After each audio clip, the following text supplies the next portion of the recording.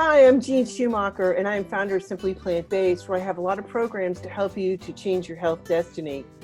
And today I have the opportunity to once again meet with Dr. Neal Barnard, who is the president of the Physicians Committee for Responsible Medicine and the founder of the Barnard Medical Center. And thank you so much for taking the time to be with me again today. It's great to be back with you, Jeanne. Well, you have written this amazing book called Your Body in Balance, and we've been breaking it apart and diving deep into this. And my favorite, absolute topics today, foods that are going to help fight moodiness. But before we dive into this, in the beginning of the chapter about foods and fighting moodiness, you gave a note of caution. Would you share with us those words of caution, please? Well, yes, it's basically just that we have to really respect psychiatric issues. Depression is dangerous. Suicide is a real risk. And so what I mean is, I'm going to talk about food and lifestyle, and it's surprisingly powerful. But that doesn't mean that you cancel your doctor's appointment if you're on medications, throwing them in trash. That's not what I mean. I mean, work with your health professionals, take these things seriously, and use food and lifestyle in addition to whatever other treatments you may be getting. My hope, of course, is that we will find that other treatments are less necessary as we perhaps go to what might be actually some of the physical causes of the condition. Well, Kim's story was so powerful. Would you share that with us? Yes, Kim is an interpreter. She lives in LA, and she's there with her husband.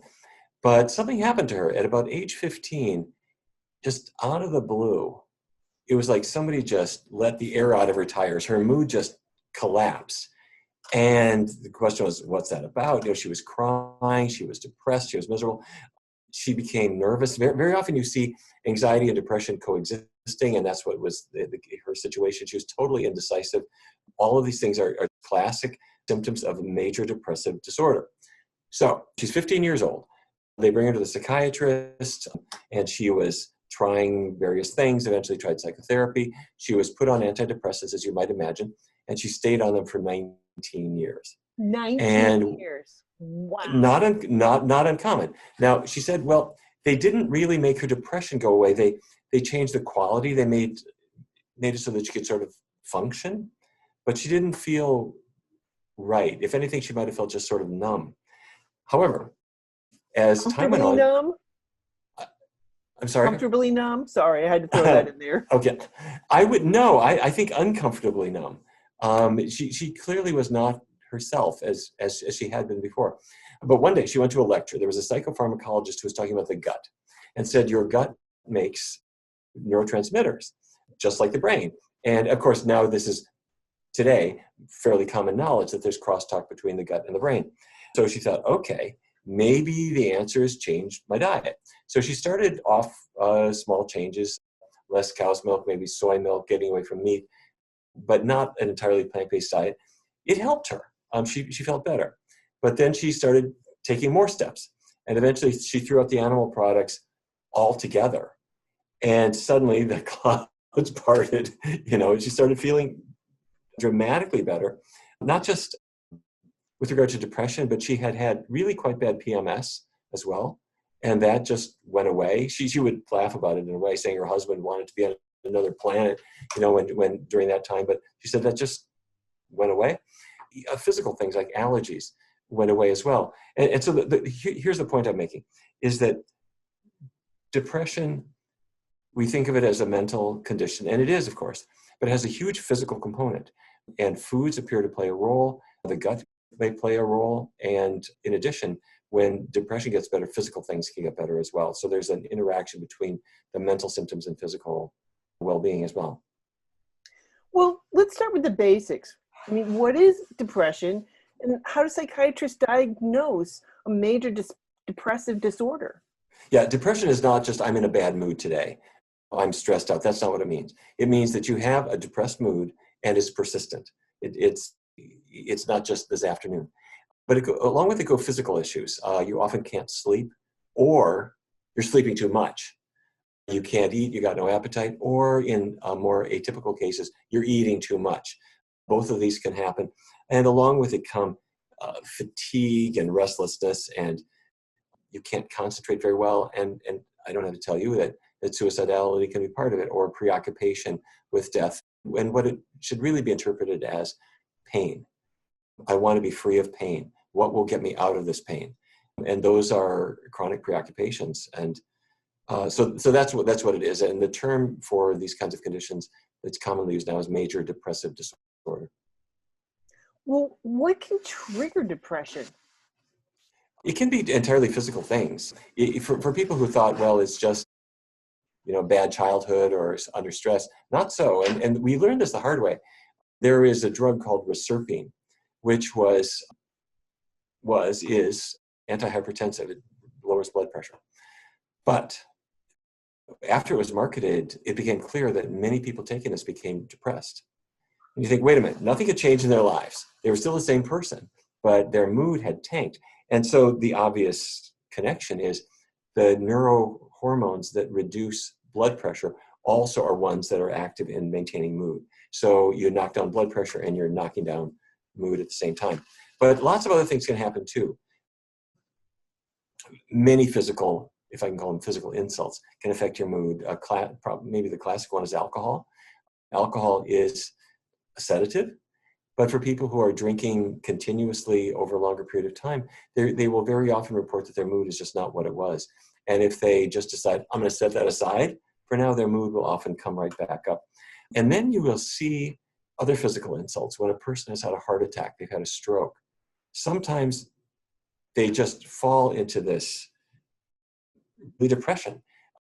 And it's beyond just what you would expect from having had a physical illness. And you'll also see it in childbirth. The family's all gathered around. Are we all happy? We're all celebrating. But you feel inexplicably bad and you're crying and all this stuff. This isn't you. This is your body chemistry going kind of crazy. Yeah. And that'll happen. Well, what about food? Can food trigger depression? It can. And I have to say, we found out about this kind of by accident. We were doing a study with Geico, the car insurance company. The reason we're doing this is that they're just right over there, about 4 blocks away. And we were doing a study with Geico to help people who wanted to lose weight or people who had diabetes. And we used a vegan diet, a plant-based diet at work, and people got better. I mean, they lost weight. If they had diabetes, they improved. It was a great thing. But there was an unexpected side effect. We checked lots of symptoms in the course of this, and one thing stood out is that depression got better in people.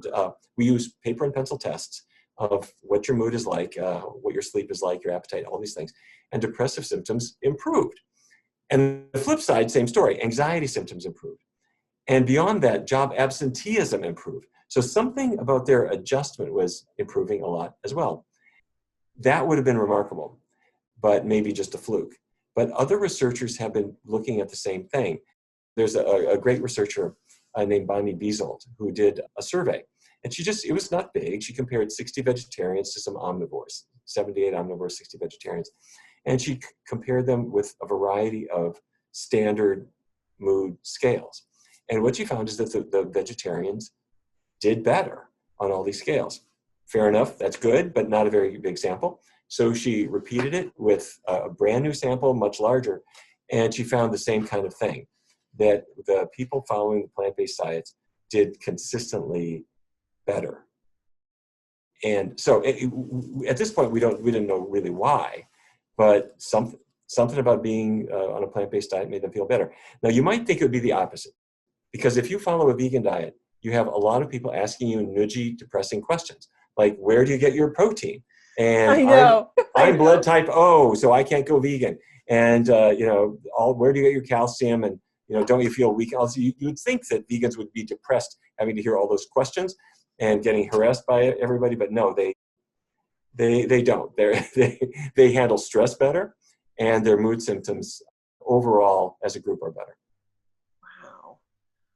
Okay. Obviously, there's going to be foods to avoid, but what about foods to include? Is that going to matter as much? I think so. We need more research in this area, but there have been a few large studies. There was a big Spanish study that looked at people who generally avoided meat. They tended to do better, but they also found that people who emphasized vegetables and fruits tended to do better. And again, at this point, this isn't explaining why, but this is an observation. And generally speaking, you do see that when people favor plant foods, different studies pick on different things. Some of them have said, well, it may be the fruits, it might be beans, it might be nuts, but it typically is some kind of a plant-based regimen. People have studied Mediterranean diets, and they find the same kind of thing, that the more people are into, and when I say Mediterranean, I mean really emphasizing vegetables and fruits and de-emphasizing meat. Generally speaking, that seems to be helpful. Researchers have looked in Asia, found similar findings that meaty diet, which is coming in, seems to be more associated with depressed mood. A more plant-based diet, which is the healthy tradition, seems to be associated with better mood. So all of these things have suggested that plant-based diet is good. Specifically, vegetables and fruits seem to be particularly helpful. Okay. Well, let's talk about the foods to avoid. I mean, dairy. Okay. We seem to keep coming back to dairy. Is dairy depressing? I don't know, but I am concerned for one particular reason. We have known for a long time that, this will sound like a funny segue, but well, let me make this anyway. When people are narcotic abusers, often their mood is dramatically affected over time. Researchers in Scandinavia started looking at women who had postpartum psychosis, and which is not common. I'm not talking about just the postpartum depression or the blues that some people will feel after childbirth, but postpartum psychosis is where you're delusional, possibly hallucinating, and it starts a day or two after giving birth. And what the researchers did is they did spinal taps on women who had postpartum psychosis. You remove cerebral spinal fluid, and they found casomorphins in their CSF. These are the compounds that we talked about in previous episodes that come from eating dairy products. Dairy products have casein protein that breaks apart in your digestive tract, and it releases these little short protein fragments, peptide fragments, called casomorphins. They are narcotics. They're not terribly strong. The strongest one is about has about one-tenth the brain binding power compared with morphine. Strong enough. They go to the brain, they attach to the very same receptors that morphine or heroin would attach to, and they work like narcotics. Here's the point.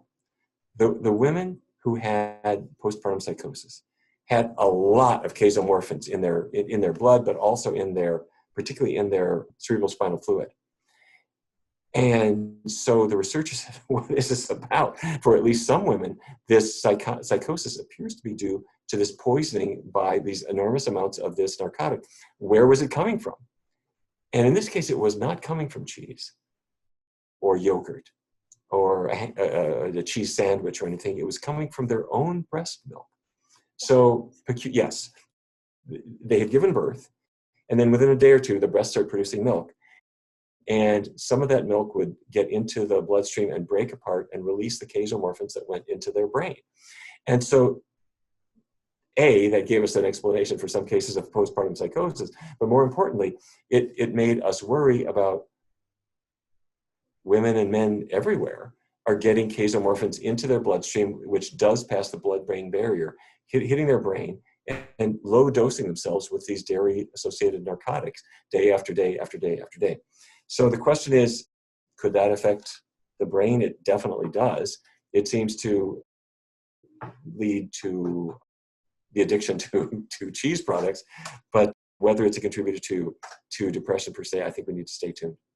Well, but isn't that an amazing finding? Yes, but how does it get past the blood-brain barrier? I mean, isn't that like to stop things from?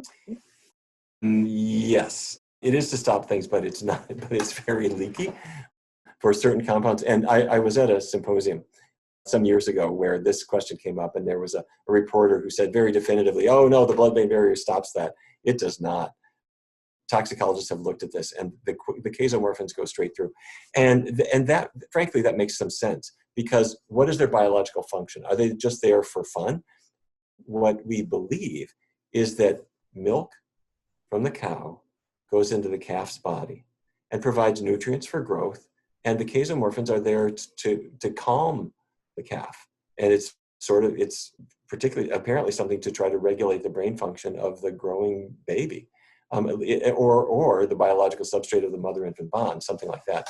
And now, of course, in adult humans, it's the human Velveeta bond, I guess it is. But in any case, no, the blood-brain barrier is not a barrier to the passage of casomorphins. Wow. Yeah. So stay tuned. I mean, it raises the question, if you're just low dosing yourself with dairy-associated narcotics, could it affect the brain? And my guess is, so going back to Geico, these people were eating no cheese. Their mood started coming back up to where it should be. Is that the reason? Is it their gut? Is it an anti-inflammatory effective diet? I think it could be all of those things. So, well, in fact, let me just give you a little more detail on this, if you don't mind. Forgive me for this long-winded answer. The gut bacteria do change, and they change rapidly. When you have switched from a meaty diet to a high-fiber diet, that feeds back to the brain.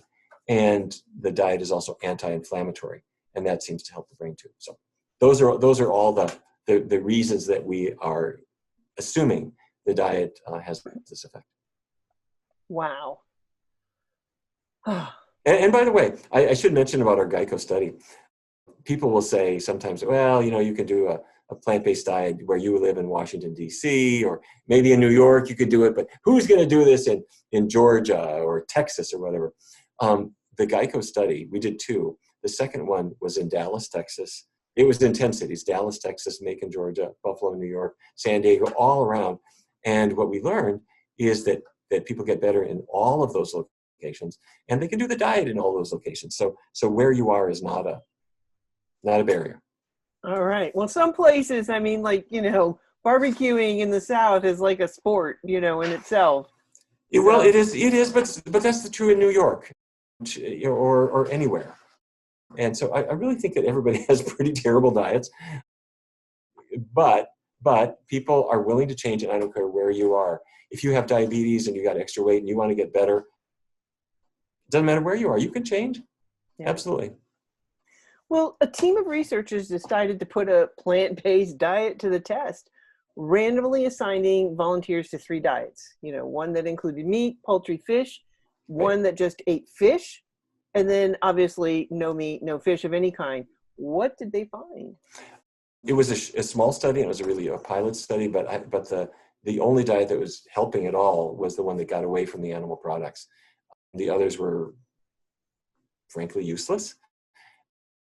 And I might mention that when people have looked at ketogenic diets, they seem not to help the mood either. If anything, they might be harmful. Wow. Well, I know you talked about the studies you did with Geico, but didn't Dr. Dean Ornish, didn't he have some similar findings?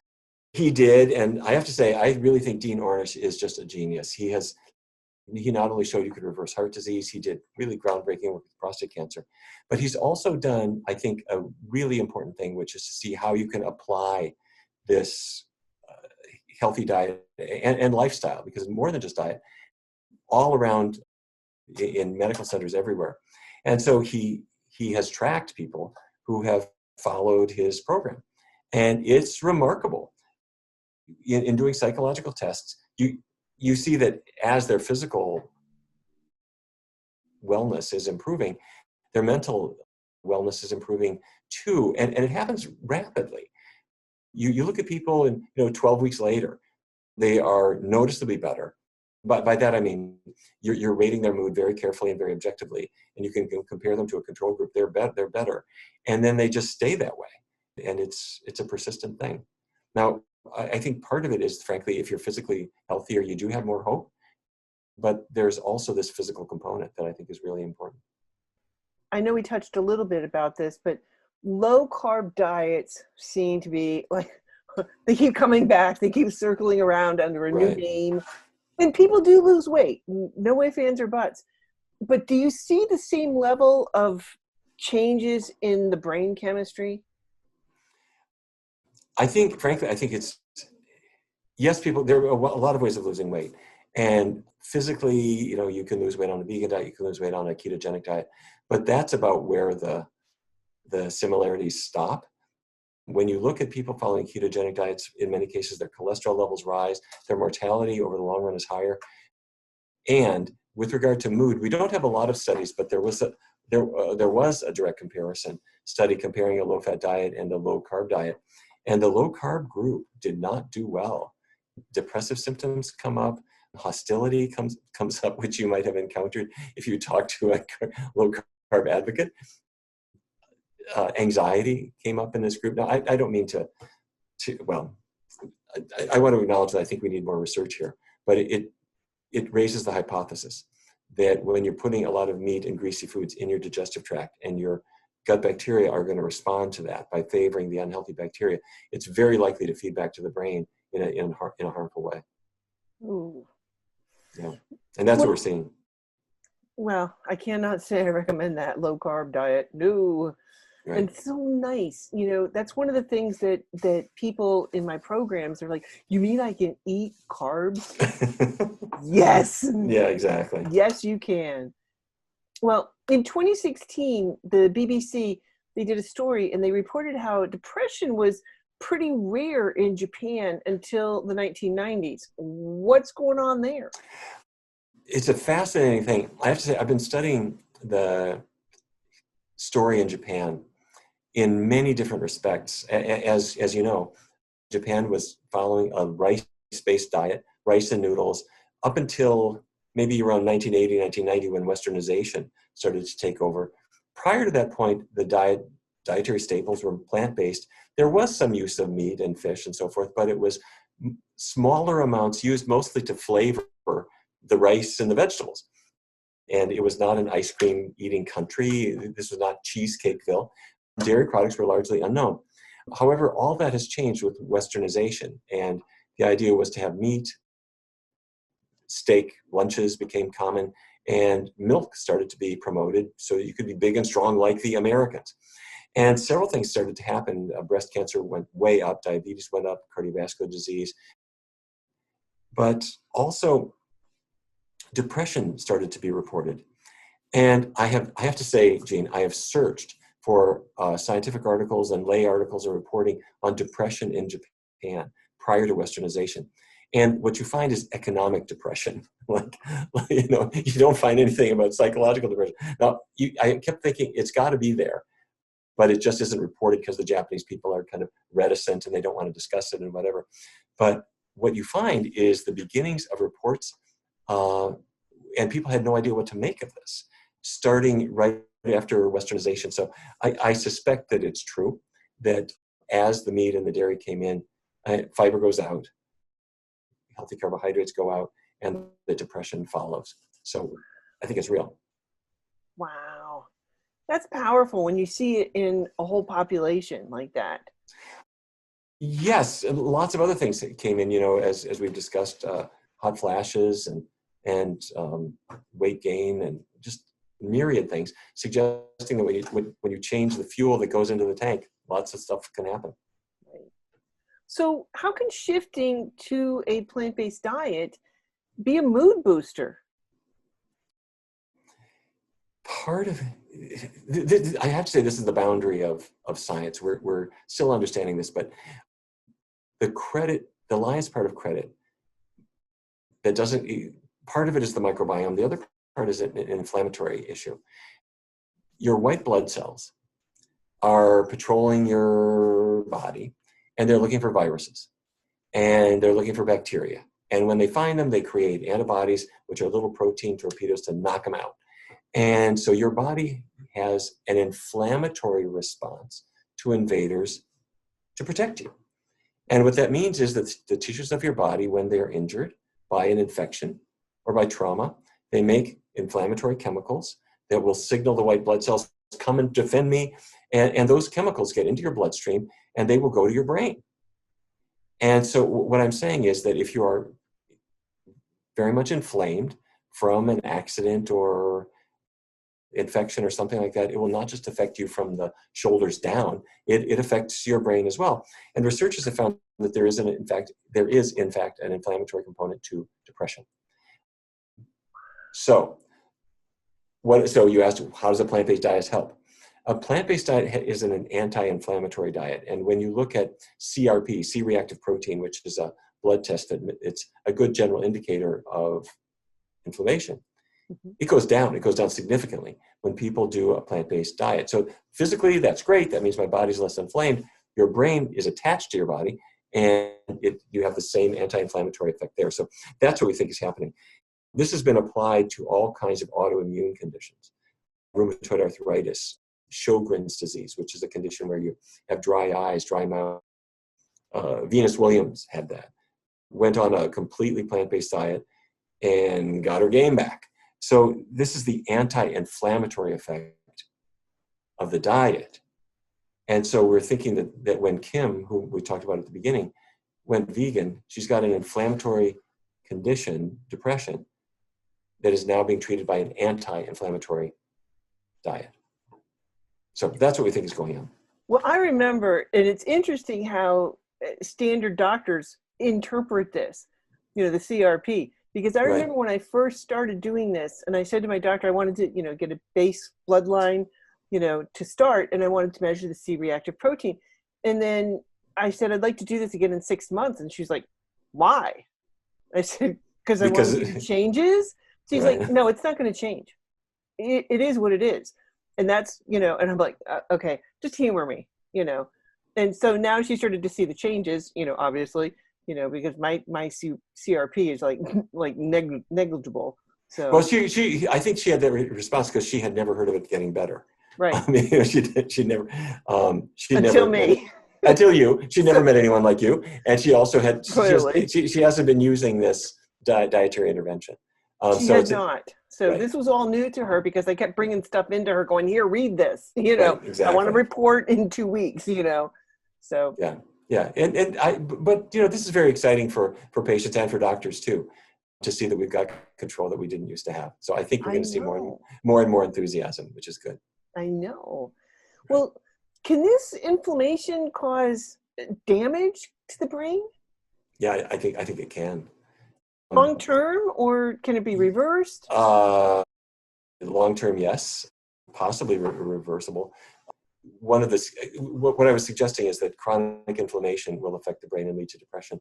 But when you look at people who are depressed, suggesting that there's an inflammatory process going on, they're at higher risk for dementia. And dementia meaning you're damaging and destroying connections between the brain cells. So yes, I think so. And by the way, this also argues for not just using pharmacology to try to boost neurotransmitters. This argues for making sure you change the diet too. So yeah, fine, take your Prozac, but let's change the diet because you want to knock out that inflammation. Well, what about the type of fat in the diet? Can this make a difference? Maybe. I think we need to stay tuned on that, but there's one type of fat called arachidonic acid, which is plentiful in animal products, and it is believed to promote inflammation, both in the body and in the brain, and possibly even interfere with the normal brain function. Stay tuned. I think we need to know more about that. Okay. I will be staying tuned. Yes. What about soy products? Could consuming soy bring on significant antidepressing effects? Again, I think it's a tantalizing possibility, and this was raised by the Japanese studies. When we started to see more depression coming in, thought, okay, here are people who used to eat rice and soy. They're not eating it anymore. They're now eating pork chops and steak, and the soy is gone. And so could that be the loss of soy? Could that be a reason? Maybe. There have been some studies suggesting that if you're in America and you didn't have a tradition of soy, that adding soy does have an antidepressant effect. I do think we need more research on that. The way the studies are done is you just introduce tofu, soy milk. Some people use soy powders, and you just have them a couple of times a day and see what happens. Well, I'm a fan of soy yogurt. I've been making that in my Instant Pot, and that has been an awesome thing. It just expands, so many things in terms of sauces and whatnot. So it's just been a great thing to add to my diet. It's a very cool thing. Yeah. And so easy to make, ridiculously. I mean, like seriously ridiculously easy to make. Yes. So make it in the Instant Pot, adding the probiotic to the soy milk, let it go overnight, and in the morning you have soy yogurt. Yep. It doesn't get much easier than that. So, okay, fiber. Does this have an impact against depression? There is an association, American survey done by the US government, and it's called the NHANES study, the National Health and Nutrition Education Study, if I'm remembering correctly. And they go around and they survey people. They ask, what do you eat and how's your health? And they found this peculiar association with diet, particularly fiber, that those individuals having more fiber had substantially less risk of depression. So here are the numbers. Your average American is now, in their study, was getting about 16 grams of fiber per day. That's not much. And there are people who get less than that because animal products have none. And if you would bump it up to 21 grams a day, they found that depression was 41% less likely. What? Which, that's big. But it this got is increasing 5 grams of fiber. Right. But they also looked at people who are eating much more.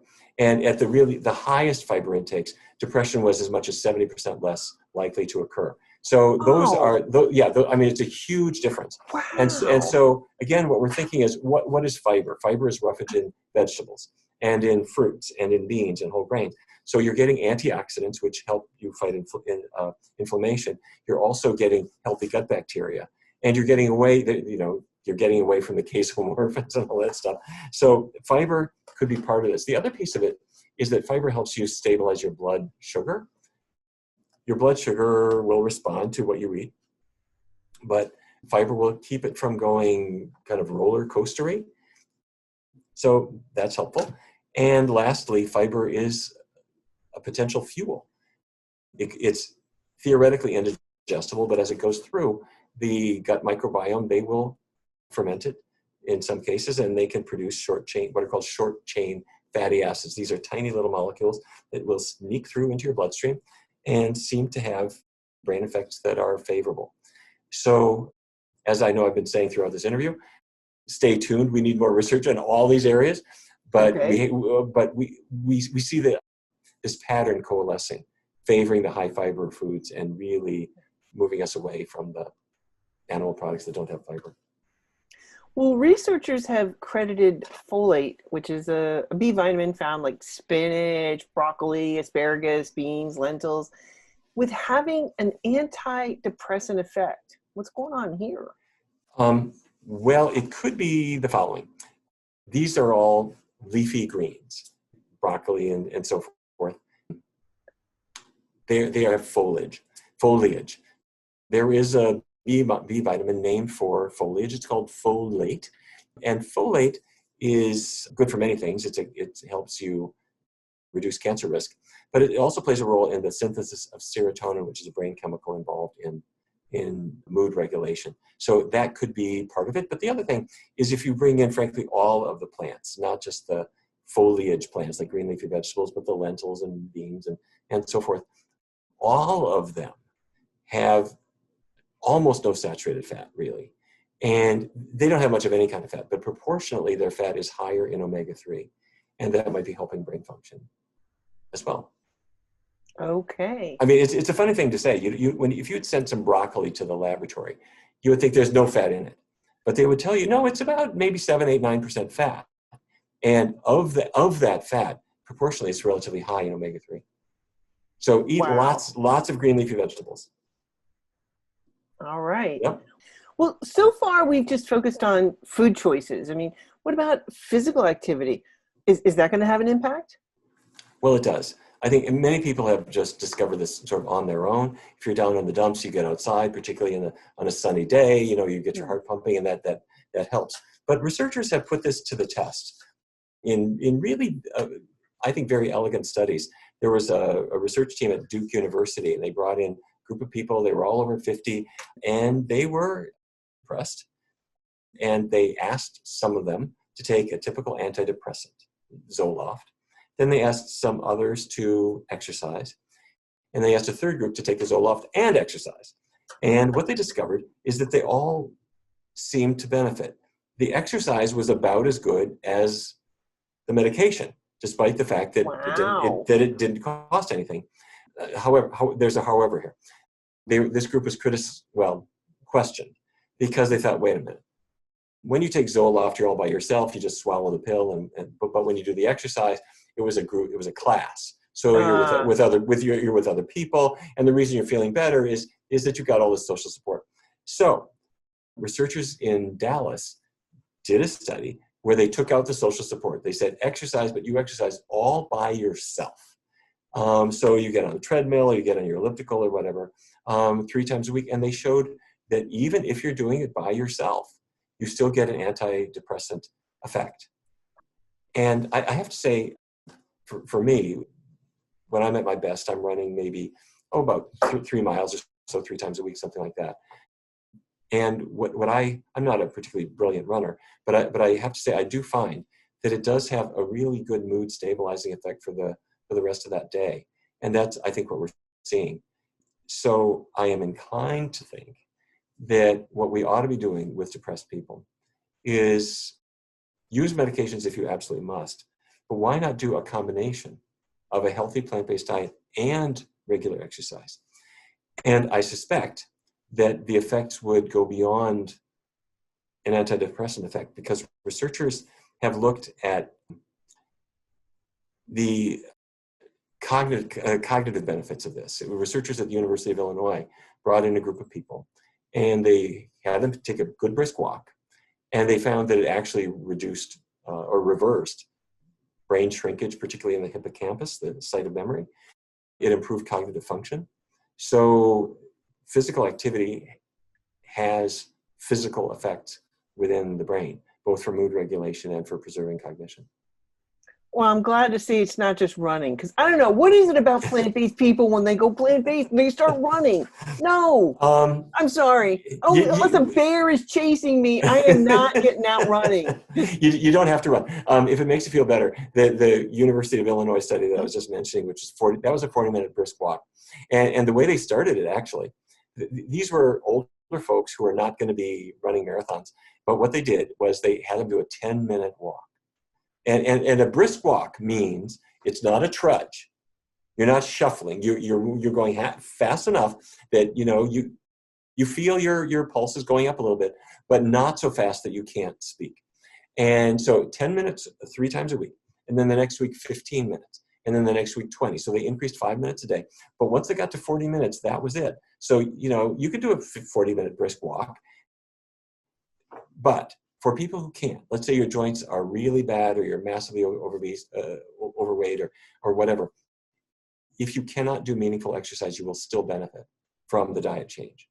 So exercise is not essential, but it's a good thing to add. Plus, the other thing is you can't eat a bowl of ice cream when you're running. So fair point. It's good in all those ways. Well, I did see that, like in my mother-in-law. She retired at 55 and literally sat in front of television and became a QVC shopaholic. And it wasn't long, I mean, from 55 till 72, that she had to go into the nursing home for Alzheimer's. And, and I attribute it to 2 things. One is the diet, but also she did not do anything. So the two go together. If you're parked in front of the TV set, you are physically immobile, but you get up to go to the refrigerator. And when people have more physical activity, they do better. And when they've got a healthier diet, they want to do more exercise. Well, I won't be running anytime soon. So, okay, that's all right. Hopefully a bear won't chase you. I'll be thank goodness. But I'll be out in the kayak and biking and, all that good stuff. So that's good. What about sleep? Is that going to affect your mood? Well, it sure does. Particularly, well, I have to say, I noticed this personally. When I was an intern, we would go to the hospital on Monday morning, work all day Monday night, all day Tuesday, and then go home Tuesday night. And that's when you slept. And I know that sounds ridiculous, but that's what we did. And so we were on call every 3rd night, and we were up all night, and you worked every other day, 7 days a week. And you got a good medical education, but here's what we noticed. 2 things. First is memory went down. You had to write down everything. Everyone had clipboards, and if you didn't write it down, you didn't remember it. And that's, I believe, because the beginning of the night is when your brain is involved in what's called slow wave sleep. And if you lose that, you don't integrate facts and words and things that you're trying to remember. But the second half of the night is when your brain is involved in REM sleep. And that's when you're integrating emotions. And if you're just not sleeping, you're up all night, I guess everybody knows this, you feel crabby. Your memory is shot, you feel crabby, and you'll do anything just to get through the day. So it's lots of black coffee and junk food and whatever. And so everything goes to pot. So it's important to get a good night's sleep. Well, I do. I know. If I don't get a good night's sleep, God help anybody around me. I mean, Right. I am You are not alone. irritable. Leave me alone. Just, Right. until I can catch, a good night's sleep. And then I feel, normal again. Right. But no, if I don't get a good night's sleep, you do not want to be around me. So Yeah. I get it. Well, it's, okay. when we were, 2 and 3 years old, if we would get all grouchy if we were tired, and that doesn't change. We just are a little more subtle about it. Right? It's Yeah. true. And it's amazing how like those kids can just like literally pass out anywhere. Right. I mean, you can pick them up, throw them around. I mean, they're still asleep and they can get this depth sleep almost. Right. It's like Exactly. great. But so here's the $1 million question. How do we get that good night's sleep? Well, let me give some kind of basics, because frankly, I think that for 95% of people, they're not doing the basics, and I call it sleep hygiene. Number one, caffeine. Caffeine's okay. Coffee, I don't think it's a big health issue, and I say this as a person. I don't drink coffee or tea or thing. I just never got a taste for them. So, but I think they're okay, except different people metabolize caffeine at different rates. And there are plenty of people where they have 1 cup of coffee in the morning, and at 10 o'clock at night, some of that caffeine is still in their bloodstream. And they might doze off to sleep, but their sleep will be lighter, and they're more easily awakened. Second thing is alcohol. You have a glass of wine at dinner time, and it lulls you into feeling sleepy. But in the middle of the night, it's metabolized by your liver into aldehydes, which are stimulatory chemicals that will wake you up. And they will, yes, so the first half of the night, your sleep is great. And then as your liver turns the alcohol into aldehydes, your sleep becomes rocky. And it's 4 a.m, and you'll feel crummy and so forth. Secondly, we talked about exercise already. If you have not been physically active, your muscles aren't tired, and so your body doesn't demand sleep the way it does if you have really had a good workout of any kind. And even just things like push-ups will strain the muscles and make you sleep better. So you've been careful about caffeine and alcohol, and you've done some push-ups or squats or something, so your muscles are a little strained, and that will help you sleep. I have one other exercise that will sound peculiar, but it came from an observation. If you look at your cat's about to go to sleep, and your cat kind of walks around in a circle, getting her little bed together, and then they open their mouth and they do a big yawn. And your dog will do that. And when I was in medical school, I had a rescued lab rat who would stretch out her little rat paw and open her mouth and do a big rat yawn and doze off into sleep, probably dreaming about the rings of Saturn, or I don't know what rats dream about. But anyway, I was struck by the fact that all animals go through this preliminary ritual before sleep. And children do this. They're 7 years old, and they stretch and they yawn. They do this like a half hour before sleep. You look at adults, and they're watching TV, they click it off and they lie down. Or they close their book and they lie down, and they don't go through this regimen anymore. So I started experimenting with it. And this sounds completely crazy, but try it. About a half hour before you want to go to sleep, stretch out your arms and do a big stretch. And it'll be fake, but just do it anyway.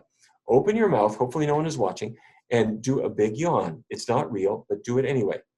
And then do it again, and eventually it will become a real stretch and a real yawn, and you'll notice that your brain is starting to get ready for sleep. Do that 4 times, really vigorously, and just see if your sleep isn't better.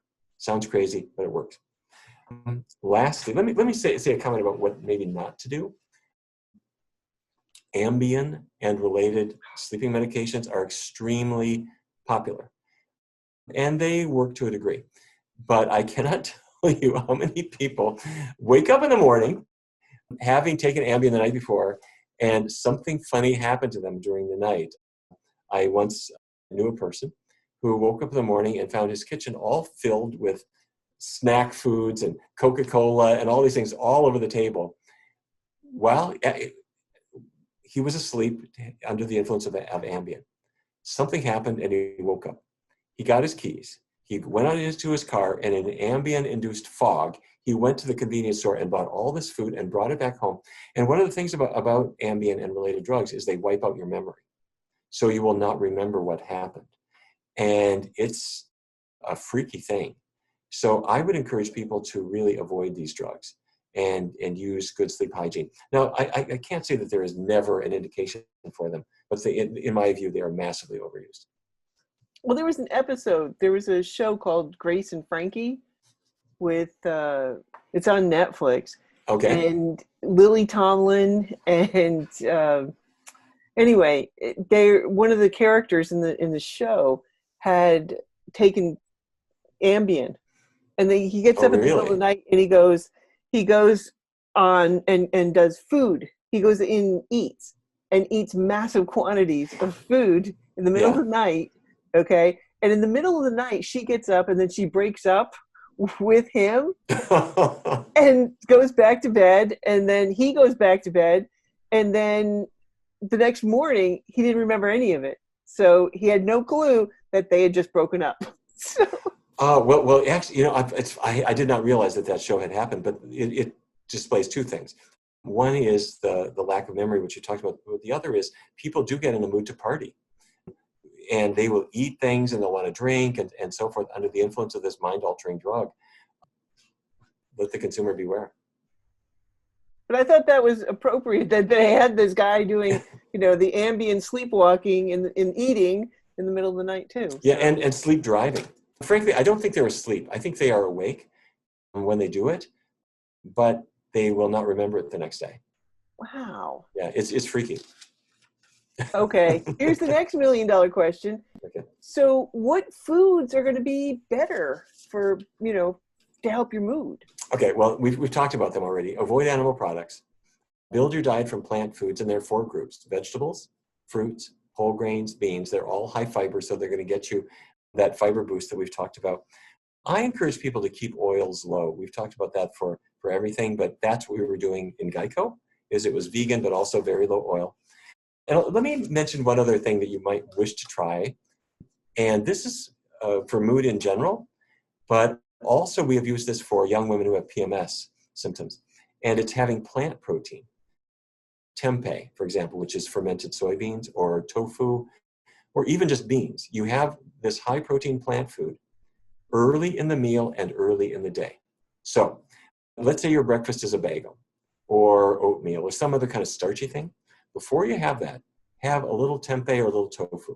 And the way I might do it is go to the store, health food store, you get tempeh, slice it into little tiny sheets of it, marinate it in a little soy sauce for 15 seconds, throw it in a nonstick pan, grill it on both sides. You can do that with tofu as well. And just have that. It's sort of the vegan equivalent of bacon or sausage. And what you discover is that your mood will be better for the rest of the day. It doesn't affect everybody, but it does affect a number of people. And don't substitute bacon or sausage and that kind of thing, because you're going to get back into the unhealthy gut microbiome, and not to mention cholesterol and fat. So that's helpful. Also very individual is sugar. Some people report that if they have sugar that they get crabby. Some people feel that chocolate brings them down. I do think it's individual, but these are not health foods, so you don't need them. Be careful about caffeine and alcohols, because we've described that they can goof up sleep, and sleep is, frankly, the world's greatest antidepressant. Do take your vitamin B12. That's important. Lace up your sneakers and go for a good run, and for extra credit, do it in the sun. You put that together, you got a pretty good regimen. Well, just going back to talking about the protein in the morning, I know that if I start out my day with like doing the oatmeal and putting the berries on it, I know, like, I'm starving all day long. Uh-huh. But if I do have a protein first thing in the morning, my mood, like you said, it's stabilized, and I know that I can control my hunger a lot better. Yes, and if you look at different cultures, they treat these things differently. If you're in Mexico, black beans in the Yucatan Peninsula are a breakfast food. They'll put a little pico de gallo on top or whatever, but you know, in Fargo, where I grew up, nobody would ever imagine having beans for breakfast. You could be in London. It wouldn't be black beans, it would be baked beans. In England, same thing in Australia. In the Middle East, hummus, which is chickpeas, that's a breakfast food. So many, many countries have healthy protein-based plant foods as part of their breakfast routine. And in America, if it's not a bacon or egg, it's you know, some starchy toast or something like that. So that's why we say plant protein early in the day, early in the meal. And what about those, just one more question about the plant protein. How about those like vegan sausages, things like that? Well, they're always better than what they replace. So if you've got pork sausage and you throw it out and have vegan sausage in its place, that's a good change. They are processed. Who knows what they've added to them? I think of them as a pretty good transition food to help a person to learn that there's healthier things than the meat products. So, well, thank you for getting the word out about all these important things. Absolutely. So, and I just want to point out that you can find the other episodes we've done. This is part 6 of a 7-part series. So you can find the other episodes on my YouTube channel, Jeanne Schumacher, as well as the website, Simply Plant-Based. And there's a lot of other resources to help you to change your health destiny. So thank you very much, Dr. Barnard. Once again, you're amazing. Thank you, Jeanne. It's been great. Thanks so much.